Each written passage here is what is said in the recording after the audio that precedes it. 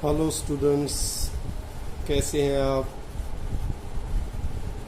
आज की शुरुआत एक नई वर्कशीट के साथ और आज हम आपके लिए लेके आए हैं क्लास 9th की वर्कशीट नंबर 10 सब्जेक्ट इंग्लिश।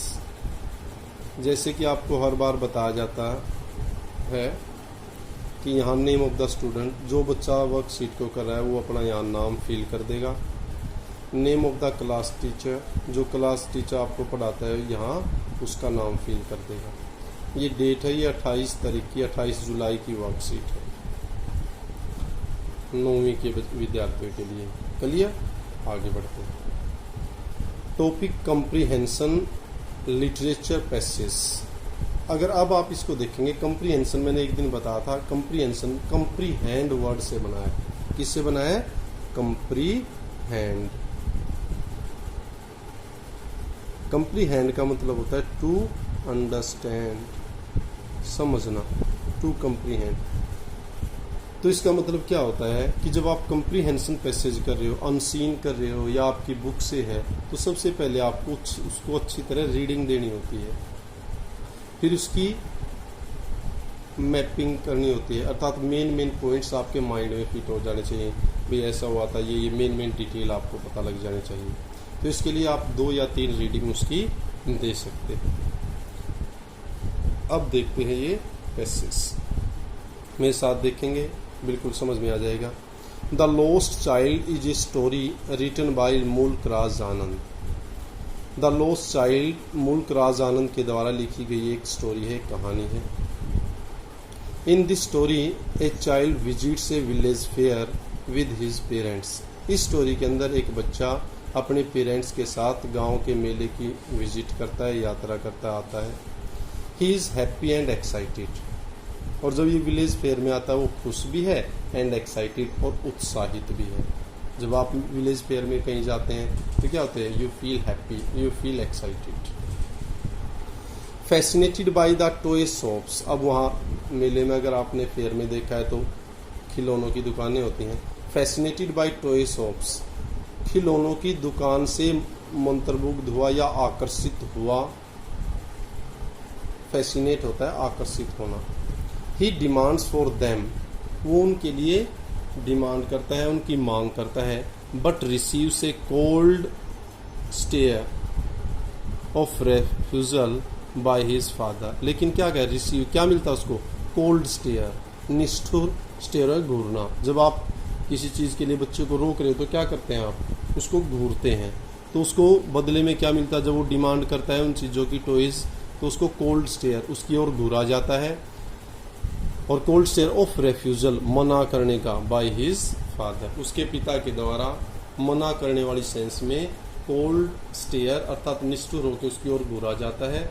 इसका मतलब उसको मना कर दिया गया है। Then they pass through a mustard field, there he is mesmerized by the nature. Then they passes through a mustard field. तब वहाँ एक सरसों का खेत है, तब वो उसके अंदर से गुजर के जाते हैं। And he is mesmerized by the nature, और वो जो प्रकृति है उससे आकर्षित हो जाता है, मुग्ध हो जाता है। mesmerized आकर्षित होना या मुग्ध हो जाना, मोहित होना। Finally they reach the fair, अंत में वो मेले में पहुंच जाते हैं। There he is attracted to a sweet meat seller, वहाँ पर वो आकर्षित होता है। अब यहाँ जहाँ का ये साउथ का राइटर है तो वहाँ मीट और जो ये नॉन वेज चीज़ें खाई जाती हैं, तो अब उसने अपने चैप्टर में भी इन चीज़ों को मेंशन किया है। तो अब बच्चा अट्रैक्ट होता है एक मीठे मीट वाली दुकान जो लगी हुई है उसके पास, उससे अट्रैक्ट होता है, अर्थात वो चाहते हैं यहाँ से कुछ खरीदें। एक फ्लावर सेलर, फिर फूल बेचने वाले की ओर आकर्षित होता है। एक बैलून सेलर, फिर एक बैलून सेलर, वहाँ बैलून बेचने वाला सेलर है, उससे आकर्षित होता है। एंड ए स्नेक चार्मर, और फिर वो अट्रैक्ट फील करता है एक स्नेक चार्मर, सपेरा जो सांप रखता है वो। He murmurs while asking for everything, वो मर्मर्स, वो बुड़बुड़ाता है और साथ साथ क्या कर रहा है? आस्किंग फॉर एवरीथिंग, अब वो हर चीज़ को मांग कर रहा है। But he knows that he will be refused, लेकिन उसको ये भी पता है कि उसको मना कर दिया जाएगा, उसको इनकार मिलेगा, अर्थात रेफ्यूज कर देगा उसका फादर, लेकिन फिर भी वो बार बार इच्छा कर रहा है, बुड़बुड़ा रहा है, ये मिल जाती, वो मिलनी चाहिए थी, ऐसे कर रहा है। So without waiting for an answer he keeps moving, इसलिए वो बगैर आंसर का वेट किए आगे की ओर बढ़ता चला जाता है। Then he comes near a roundabout, तब वो क्या है, एक वैसे राउंड अबाउट गोल चक्कर भी होता है, और यहाँ राउंड अबाउट का मतलब है गोल चक्कर वाला या चरखी वाला झूला। तब वो एक गोल चक्कर वाले झूले के नज़दीक आता है, वेयर ही गैदर्स करेज, और अब यहाँ वो साहस, हिम्मत को इकट्ठा करता है, अर्थात हिम्मत करता है, and boldly request for it, और हिम्मत के साथ साहसी रूप से रिक्वेस्ट करता है इसके लिए। But alas his parents were not there, लेकिन उसको सदमा लगता है कि उसके पेरेंट्स वहाँ नहीं थे।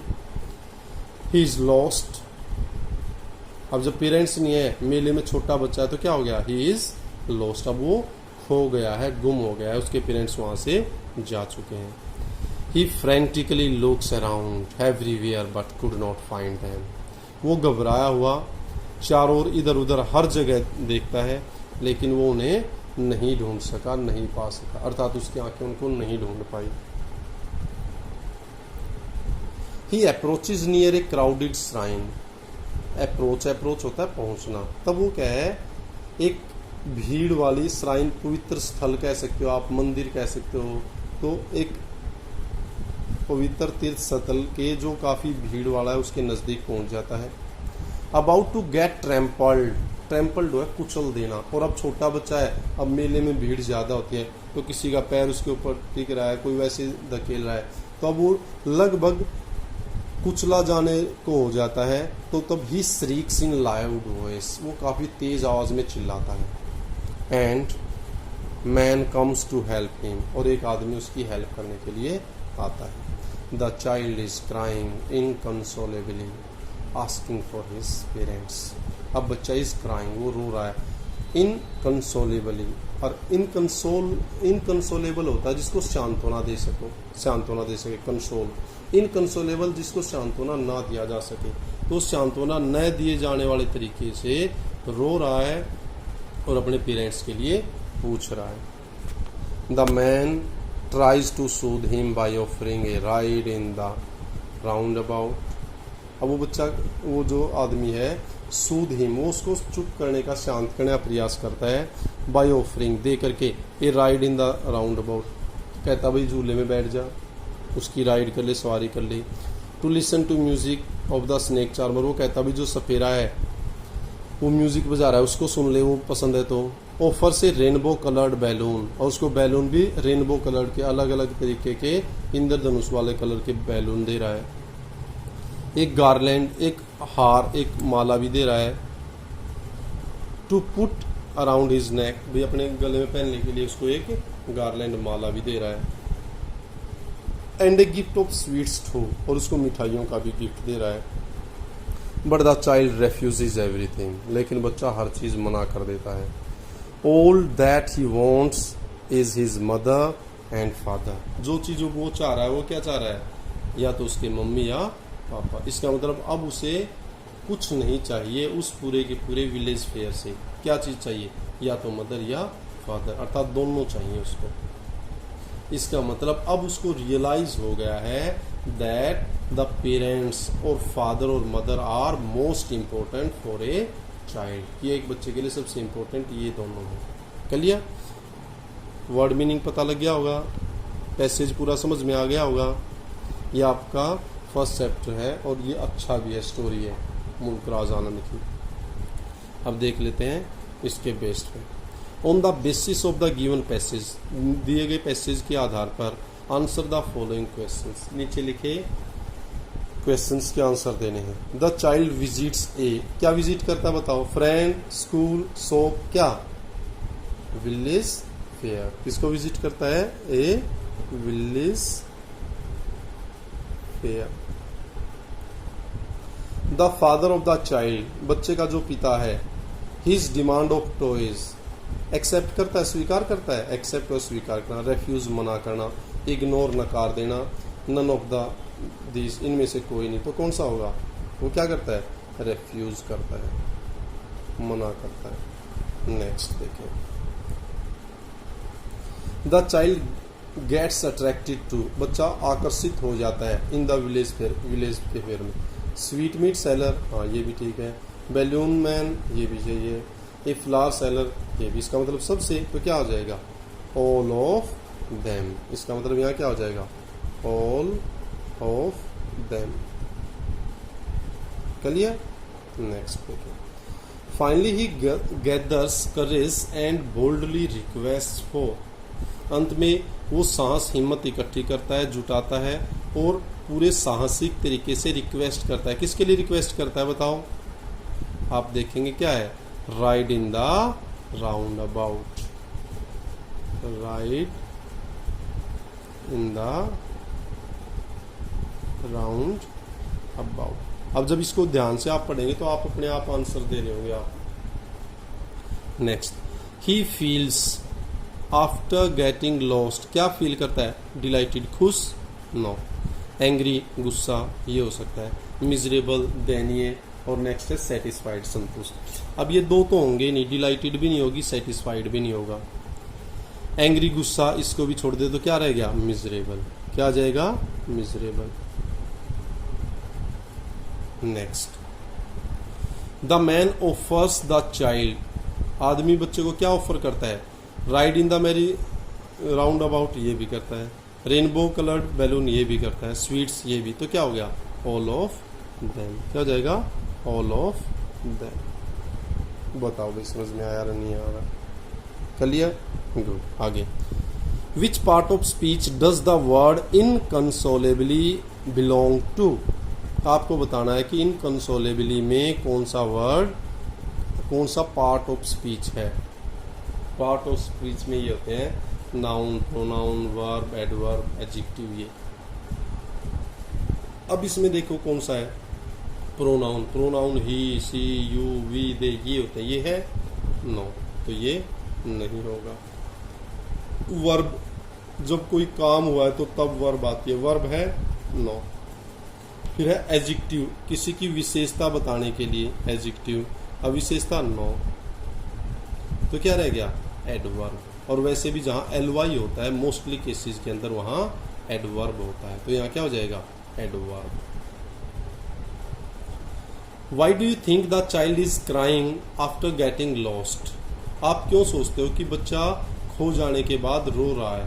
क्यों रो रहा है? He is missing his parents, उसने अपने माता पिता को खो दिया है। He wishes to be reunited with them, वो उनसे मिलना चाहता है। He realises the worth of his parents, वो अपने माता पिता की योग्यता अर्थात उपयोगिता, यूटिलिटी, वैल्यू को अब फील कर गया है। ऑल ऑफ द ऑप्शंस, तो क्या हो जाएगा? All of the options. Clear है बच्चों? बताओ। ये आपकी वर्कशीट नंबर 10 क्लास 9, आशा करता हूँ आपको अच्छी लगी होगी। इस वीडियो से अब आपने देखा होगा स्टार्टिंग में मैंने पीडीएफ भी डाल दिया है, नीचे लिंक, जो लिंक है, लिंक भी मैंने डिस्क्रिप्शन बॉक्स में डाल दिया है, और लास्ट में इसका एक फ़ोटो बना के इसकी पीडीएफ भी डाल दूंगा, ताकि आपको किसी प्रकार की कोई दिक्कत ना हो। पढ़ते रहें, पढ़ाते रहें। Keep on enjoying, keep on learning. Stay at home, stay safe. Thank you, thanks a lot.